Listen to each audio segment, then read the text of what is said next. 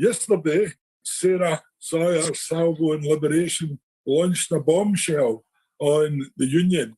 It's attracted enormous interest. And basically, we thought it'd be a good idea to have this programme to allow people to hear a bit more about it. So in the first instance, I'm going to invite one of my guests, Sara Salyers, the author of the paper, to explain what this is all about. Sara.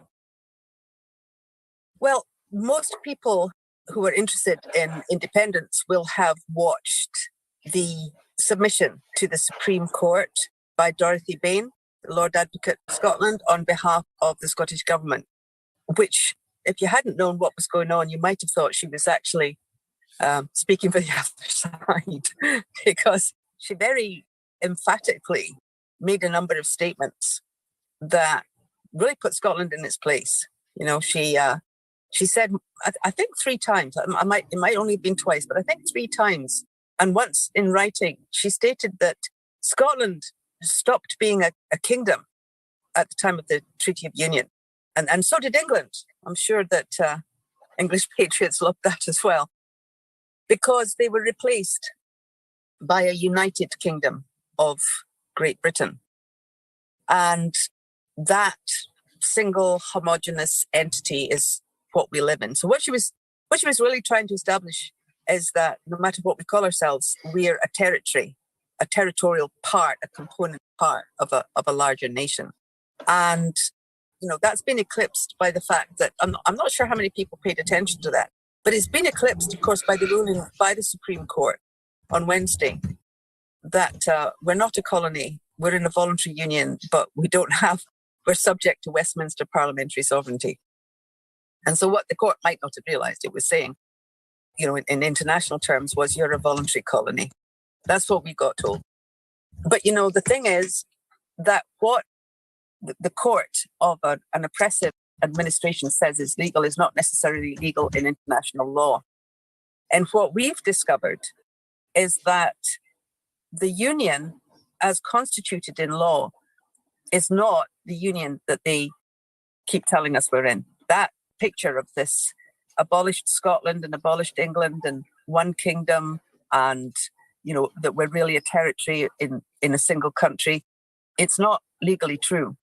It's an example of the kind of lie that we've been told for 300 years, but it's a very important lie for them. And the reason it's such an important lie is that we're not actually in a single union. We joined in a political and economic union. And you notice they're quite careful to talk about the voluntary political union. And they don't say anything about the territorial union. And that's because there was never a territorial union. And this all, you know, again, like the claim of right, it might sound like ancient history, but it's actually incredibly important. And as you'll see, it means that Scotland has been subject to criminal fraud by the British state for, well, certainly, you know, for the last century, but you know, going right back. The sovereignty that we've been talking about for, you know, so loudly this year didn't come from the claim of right. The claim of right was an act that emphasised and enacted the sovereignty of the Scottish people. Where the sovereignty comes from is something called the institution of the Crown. So, you know, this is as difficult as it was explaining the claim of right to people 8 months ago, but hopefully within a very short period of time, this will be easy for everybody. They'll all be familiar with it. We're all used to thinking of the Crown as being the English version of the Crown. The English version of the Crown is you've got the king at the top and everybody else underneath in a sliding scale of importance. The ruler, the person in whom authority is based, the power, and that can get, you know, taken over by Parliament as it did in England. But that's what that means. What people don't know is that it never meant that in Scotland. You know, we know from the Declaration of Arbroath that the king, Bruce, could be replaced if he didn't keep his end of the bargain. So the people who replaced him were obviously had a higher authority than him. But what most people don't realise is that what the Crown means in Scotland isn't a king or a queen. The Crown is the community of the realm. Now, when they talk about the right of the Crown, crown interests, crown property. You immediately think of, in the past, Queen Elizabeth, and today it'll be King Charles. That's not true in Scotland. It never was. The crown is the community of the realm. The monarch represents that community of the realm. And what that means is that the land, the resources, the assets of Scotland could never go into a union because it belonged to the people. It could never have been taken into a union by Queen Anne, who didn't own it. It was the people. She couldn't bring that into the union. Just as the sovereignty of the people couldn't go into a Westminster Parliament because the Parliament didn't have it. The sovereignty belonged to the people. You can't sell something you don't own. You can't sell your neighbour's house. You can't make a deal on behalf of the guy next door. Yeah, I think we'll bring you back in shortly. Yeah. Sarah, I think I would like to go to Alf at this point, because Alf has been explaining to us all for many months, Alf will probably say years, of what the impact of being a colony is and how it's based around plunder. And I don't think we'll ever come across a better example of plunder than what you've uncovered. What have you got to say, Alf, about this? Well, I think Sarah's right, but as a student of post-colonial theory, what I can say is exactly what Sarah's saying, is history is constantly rewritten for us. We don't have any power over our own history. In colonialism, the imperial power of the colonizing force rewrites your history. So it's rewriting history as we go along. And the Supreme Court decision last week was basically rewriting history in its own interest. For example, it says now that secession is not permitted. Scotland is not seceding from the Union, it's ending the Union as it's obliged and has a capability to do.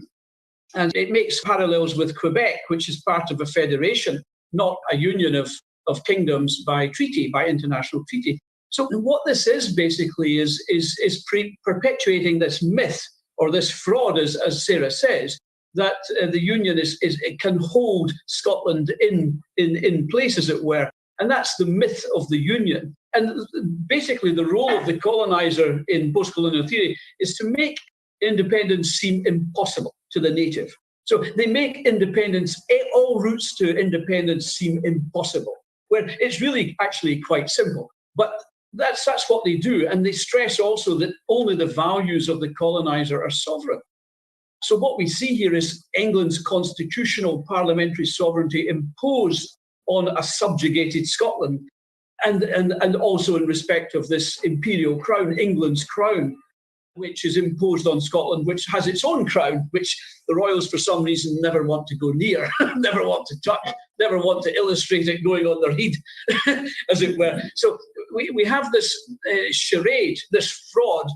History is constantly rewritten, and we're just in the throes of this colonial domain, as it were, this prison, as it were, where we are being likened now to just a region of England or a region of Britain that doesn't have any authority, sovereignty, power. It's completely alien to Scottish tradition, as Sarah says, Scottish constitutional tradition, Scottish history, but our history is being rewritten. We don't have control over this, not being an independent country. I think the other person I'd like to bring in now is Phil Boswell. Phil, for those of you who don't know, is involved in both the construction and the oil industry, and he's a specialist in dispute resolution. And if ever there was a dispute that needs resolved, this is the very one. So, Phil, what have you got to say about this? Thank you, Ian. I've looked at what Sarah's prepared, and this is a game changer as far as I see. And I'd rather stick to what Sarah has quoted and bring out some of the highlights for me. And I could maybe do it in two parts. I'll make a few points just now. But some of the quotations, and having reviewed this concise summary of the history, we can see that there's an awful lot to this. It's a very dry subject. It's a difficult subject to put over to people in concise terms. But if you take some of the highlights and the significance of some of the facts here, because this is gold. This is absolute gold. You know, we're used to listening to people in talking shops talking about what we're going to do, how we're going to retain our independence. But this is the basis for an actual factual structure to be built, that how we can approach our independence and build something meaningful, the vehicles, etc. So if you look at it, there's basically a 10-page document, and some of the statements in it, you know, we talk about on page 2 penalties for any government violating the rules. You know, the Act establishes a Scottish constitutional relationship between the nation, the people for us, and the government, and the limits of governmental power. That's unique, quite unique. We, the people, limit the powers of the government. And we've forgotten this. And that's the message that needs to go over to people and to our people, when we need to understand the consequences for breaching the rules that we have set down in our history, and it's there in our legislation, if we can bring it to the fore. Because the claim of right remains a condition of the Union. Again, in page 2 on Sarah's paper, it is, and I quote, "It is a thorn in the constitutional side of Westminster." We need to use it. We need to use it as such. The Westminster government that operates on English constitutional principles and which studiously ignores, indeed buries or misrepresents the Scottish provisions which it is bound to uphold, as King Charles recently reminded us. These kind of diamonds are the basis upon which we can build a winning game plan. And it's about time that the whole independence movement got behind what we're doing here, what Salve are doing, what SSRG are doing, what many of our think tanks are coming up with. And we need the SNP to get behind this. We already have ALBA. We already have a number of individuals, and significant individuals, pulling in the right direction. But the unity that is so required to deliver our independence for our people must come from the political parties. They have to start listening to what is being said here. I move on to page 3, and I'll do a few more just before we move on. There's a quote from Daniel Defoe that I love.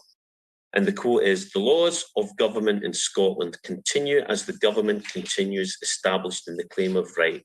I mean, as to the limitations of government and obedience." Quote from Daniel Defoe. He was a unionist spy, and he has to concede this fact. These are the arguments we should be articulating and putting forward to guide our populist MPs, MSPs, and political parties to understand that the people have a better understanding of what we need, and this is the mechanism by which we could deliver it. Bottom of page 3.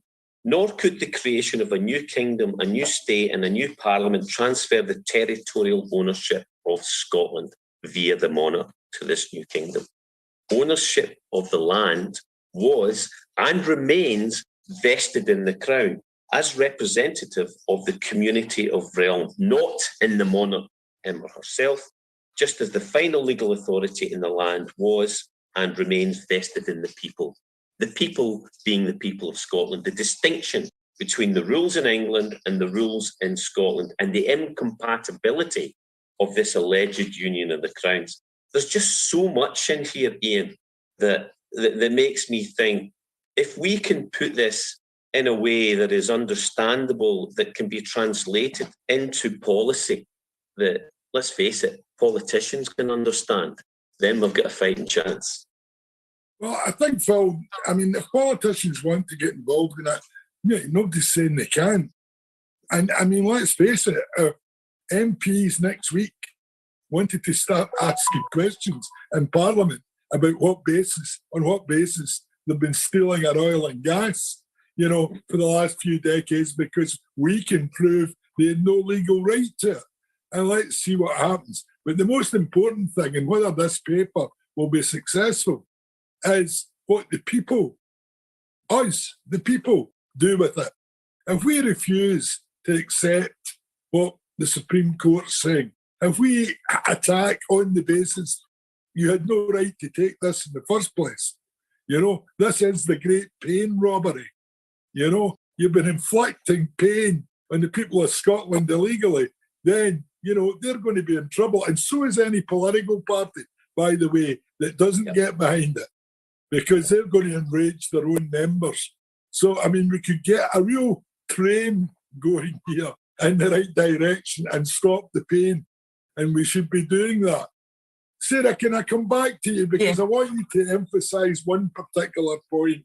You mentioned it in your first time round. But I think a key element of this is that we can now prove that they couldn't possibly have transferred Scotland's territory and assets to Westminster simply because you can prove, we can prove, they never owned them in the first place. And even the most disinterested passerby knows that you can't sell anything you don't actually own yourself. And that's why we can be so sure we're right. Am I right? Yeah, absolutely right. In fact, it's not even that we have to make this argument, because there was no way of hiding that fact. So it's actually there. When you dig deep enough, you find that Scotland remains defined legally as a sovereign territorial nation. And that is because it is acknowledged. A clever wee thing they did when they talk about crown property, and that includes, by the way, everything we're talking about. It includes the seabed, the continental shelf, the oil, the gas. It's amazing. It actually goes so many miles up into the air and so many miles into the earth. And that remained in the holding of the community of the realm, the people of Scotland, so that we have this status, sovereign territorial nation. It was never legally transferred. There's no pretense. It's just covered up. So what they've done is they've talked about, UK government has talked about the right of the crown. Now that's correct. We look at this land in right of the crown. But in right of the crown in Scotland it didn't mean Her Majesty Queen Elizabeth. It didn't mean His Majesty King Charles. It meant the community of the realm. Whereas in England, it was vested in the monarch and right of the crown, which the state manages on behalf of the monarch. So we have two completely different situations covered by a single phrase that makes everybody think it's the same thing.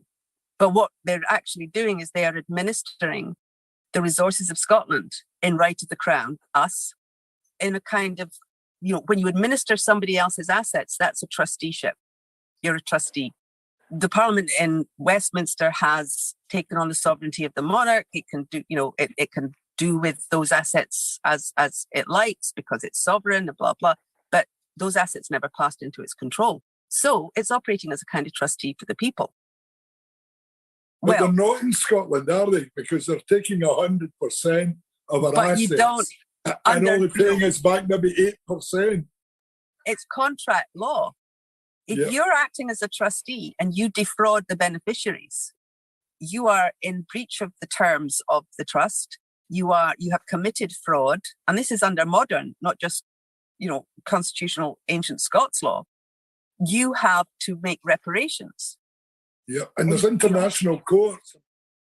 Turns out that sovereign peoples, not just nations, but sovereign peoples as well as sovereign nations have an inalienable right to the control, management and benefit of their own resources.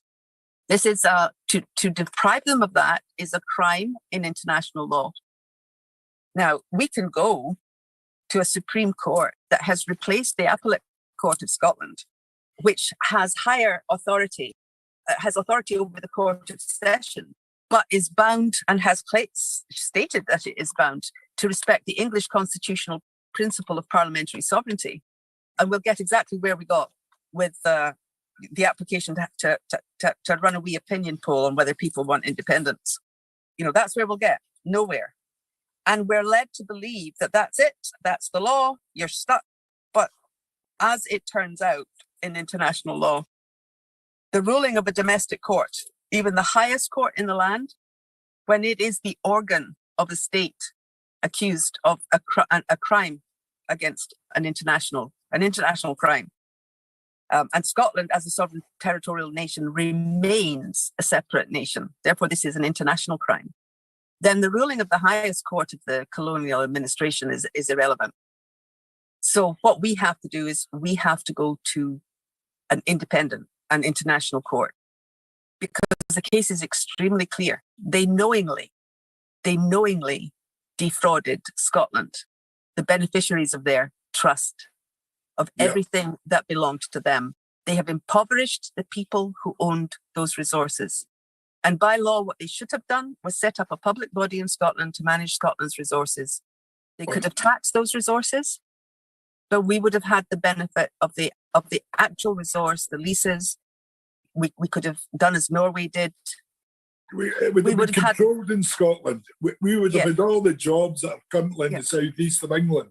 You know, Alf, can I come to you, because this can't be the first time that a colonial, government's acted in this way and robbed the assets of the host nation. Can you maybe explain that? I mean, I'm thinking of India as the classic example, because they robbed trillions from India and told them they had a deficit every year. It's where they got the idea to do that in Scotland. Yeah, well, colonialism, as we know, is primarily economic plunder. And this is what Sarah's explained has happened in the context of Scotland. And this is also what happened to every other former British colony that was plundered to that extent. So, and that's why the UN introduced the decolonization processes and the self-determination legislation and the rulings on that regard, so that the former imperial powers, their power could be diminished, vastly diminished, and actually removed. That was the requirements. That was the intention of the UN self-determination process, was to remove this scourge of colonialism across the world. What we have in Scotland is obscured by the fact that it's partly been going on so long, and it's so entrenched, and cultural assimilation is so well developed. But as Ireland and Wales both acknowledge now, the colonialism aspect also affects the internal colonies as they're described within the UK and the Celtic periphery, where the peoples and lands were exploited, are exploited, and the cultures destroyed as well, because that's part of the process of colonialism is cultural obliteration, which is something I've been studying quite closely in terms of culture and language. So that's how it's done. That's how the process is done. The mechanisms to get out of it, as Sarah has alluded to, international courts are obviously an important part of these kind of conflicts, to try to resolve them peacefully. But also, I think within the context of Scotland, we have a court, a Scottish court that should have and been examining these kind of misappropriations or theft of assets, and also violations to the treaty, claim of right. These violations can all be, or should all be, tested within a Scottish court as well. I mean, if they can test cases like the Rangers case and other problems, then it can easily test, or should be able to test, the violations to the treaty, I think, as well. So my hope was that at some point a Scottish court might be able to address the treaty violations, bearing in mind also that Scottish courts only exist because of the treaty.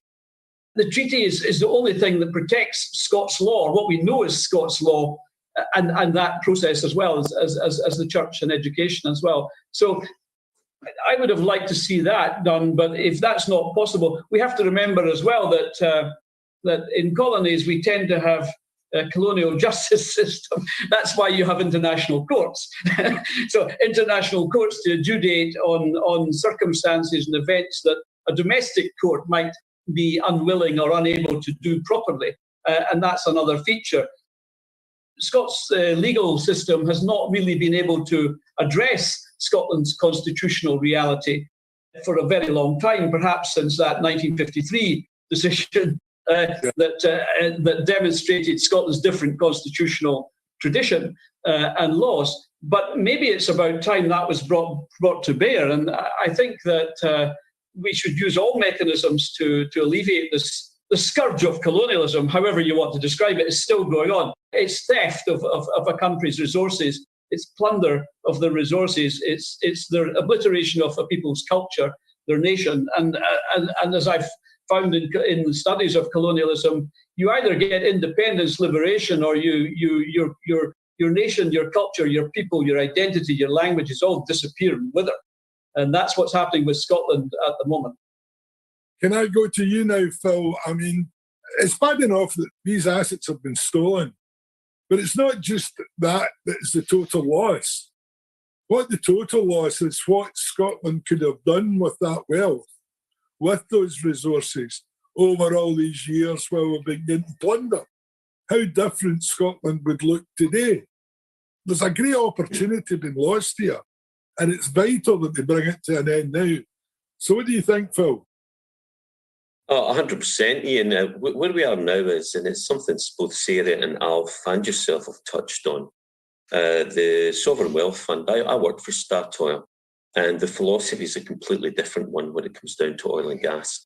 We're using, when I was with Statoil Inconel, we're using stainless steel. So you're looking at life of fuel that's 30, 35 years. You're not looking at carbon steel 15-year lifestyles. You're not looking at the BP when they first got the Forties field. They just opened the valves. They didn't pressurise. They didn't use enhanced oil recovery. They didn't make every barrel count for the people. Now, what we could do now, and Sarah's pointed on it already, is we're not even halfway through the oil that we know about, Iain. So we can easily create a sovereign wealth fund for the people of Scotland. And going back to the actual document itself, you're going to page 4 now. And there's a line that jumped out at me again. There's a quote in the third paragraph. Despite the many assertions of the British establishment to the contrary, and despite the imposition of English territorial and judicial sovereignty by fiat, Scotland remains a sovereign territorial nation. Now, the word fiat is critical here. And I think people would understand it to do consider financial or currency fiat. In 71, the dollar went fiat. That means it's not backed by anything of substance, as opposed to the original commodity currency, which was gold coin, or representative currency, which is backed by a gold standard. Money is essentially, and the pound sterling is basically a Ponzi scheme and has been, as with the US dollar, since 1971. So whose game are we playing here? Why are we playing their game? We need to change the rules. And you go on, there's another great quote on page 4. So while the full political and economic union, which is a con that these people have been playing all the way through, between what were two previously independent countries, is not in contest. So what we're saying is, we don't argue the quote they put forward that full political and or economic union has happened.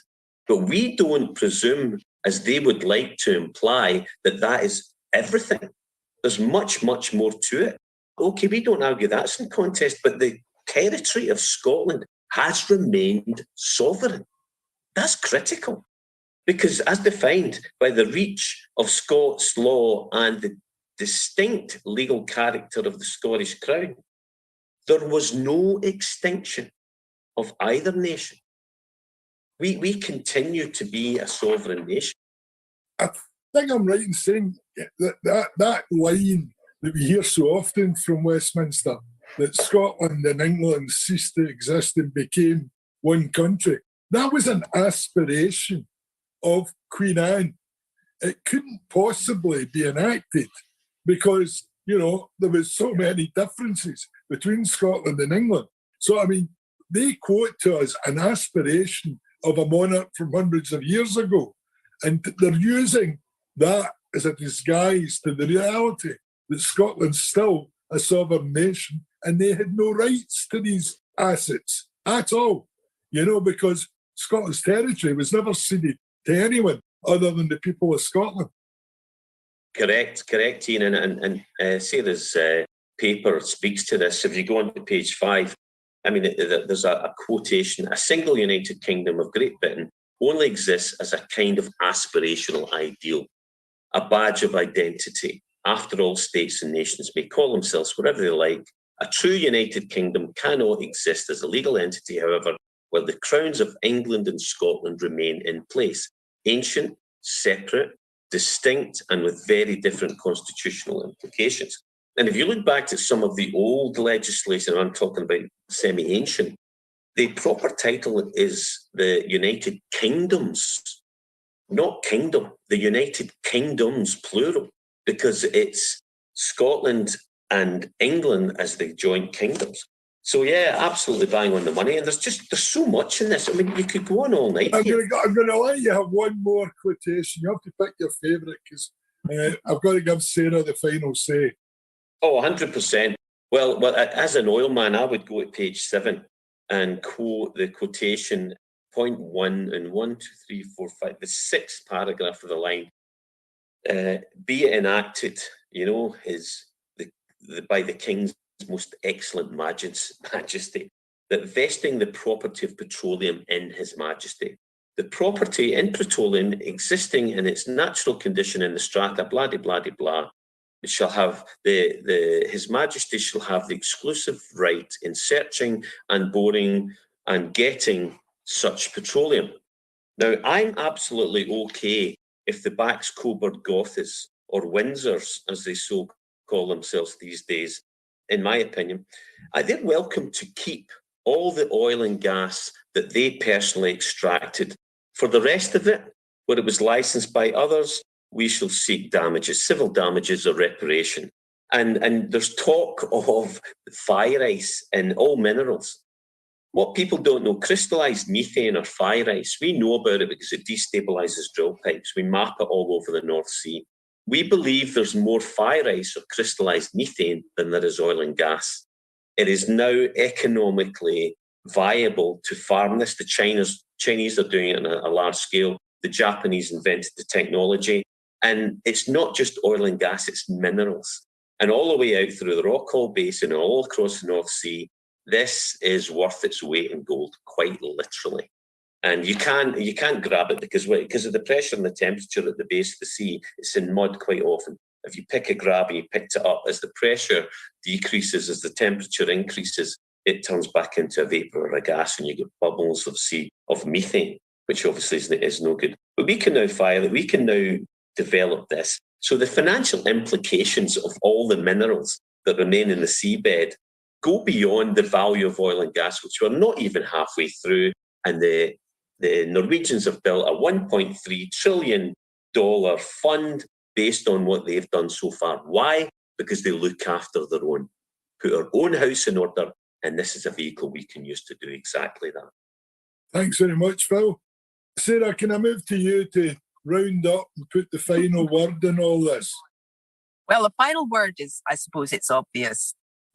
We've gone round and round in circles after our politicians who have never looked at the constitutional relationship between Scotland and England. They've never looked at what happened at the treaty, what didn't happen at the treaty, and it's unlikely that they're going to get behind us very fast. But the way this has to go is we will not, you don't go to the burglar and say, do you mind admitting that you've been robbing me blind for the past 30, 40, in this case, 100 years or whatever? You go outside. And what we've been saying to people is there are two organizations. Now the paper doesn't set out by any means the whole of international law on this matter. But what is very clear is that a sovereign territorial nation has exclusive and permanent rights to its own natural resources. And that's international law to which the UK government, a member of the UN Security Council, is signed up. So this is incredibly embarrassing. If they could have got rid of all this old law, they would have done. If they could have written a codified constitution so it was all taken care of, they would have done. But the attempt would have exposed the constitutional relationship between Scotland and England. So they couldn't risk that. So what we need to do is we need to go outside the colonial authority. We need to go to an international court. Two organizations can get standing with the UN that would allow them to bring a petition to the International Court of Justice for an advisory ruling. One of those is a government. Now, the Scottish Parliament is not a government, it's the executive arm of Westminster. The other is a liberation movement. So my message to people in Scotland that are kind of looking at this and it's a lot to take on, is you've been robbed, you've been defrauded, it's a criminal act, we can prove it. If you want to take back what belongs to you, if you want to help us restore Scotland's wealth, restore what belongs to Scotland, then get involved. Sign up at liberation.scot. The website is constantly under attack and people have hell's own job getting in sometimes, but just keep going. Because when we reach a big enough number, a respectable number, we will apply for standing as a liberation movement with the UN. And that's what this group is about, steering committee for that. We will have people directly represented from the movement. No politician is going to be able to do this. And it's exciting and it's scary. It's us. We can do this. And we're the only movement that can do this, no matter what people say. No petition is going to do it. No march is going to do it. No protest is going to do it. And no devolved government is going to do it. But we can. And in the process, we can wake up the people of Scotland, all the undecideds, all the ones that don't know how they would feel about an independent Scotland. How are they going to feel when they know that we own all of this? That we can have a sovereign wealth fund tomorrow once we get this straightened out. That we can look after our own, that Scotland can go from being a country where we are worrying about our vulnerable, our poor, our elderly, where ordinary people are hurting because they can't afford these ridiculous prices for the energy they own. They own it by law. Sorry, I get a bit excited about that. We can do something about it, but we have to stop waiting for our leaders to be smart enough, to be brave enough, to be bold enough. So every Scot who thinks it would be a good idea to have back what we're entitled to and to be able to come out of this horrific crisis that has been created for us by a colonial administration just needs to get online and sign up to liberation.scot. And our politicians, we really need to send them a very clear message. We've been following you for decades, and you've gone round and round in circles. Now we're going to we'll have a plebiscite that will give us a mandate to demand another Section 30. If you're sick of that, then maybe it's time you got behind the people. And there's a warning here. No country has ever achieved self-determination through its politicians and the political machinery put in by the colonial establishment. None. The only way any country has achieved self-determination has been through a liberation movement. If you don't believe me, go and look at your history. Recent and, right back to the beginning of the last century. No country ever got self-determination by saying please to the colonial administration. It was always a liberation movement. And almost always, as we know from the Estonia story, the politicians have not caught up with the people. Ireland, it took the politicians 3 years from the Dublin Proclamation to get behind the people. And in those countries where there has been a liberation movement, that movement has turned into the political party that swept the board. That doesn't have to happen. But if you're not paying attention to world history and you're not looking at the pattern and you're pretending that you can stay in charge and have people going round and round in circles indefinitely while you pick up your fat salaries, then you're in for a very rude awakening. Because when people in Scotland understand what has really been done to them, what they're entitled to, and now we can go right around Westminster for justice and to take back what belongs to us, who do you think they're going to back? And who do you think they're going to want to follow? Their own movement or the people that have led them round in circles? What's going to happen? If they don't wake up fast, they're going to find that the liberation movement, when it really explodes, is going to turn into the party that sweeps them out. I don't want to see that happen, but that is what has happened historically. And it's about time our politicians woke up and smelled the coffee.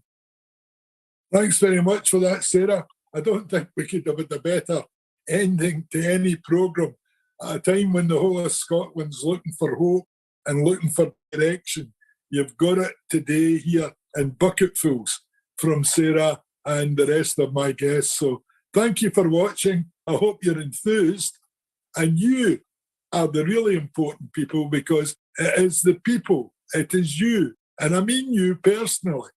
Have you signed up to Liberation? Good. If you have, catch up if you've not. Tell your friends. Get everyone involved.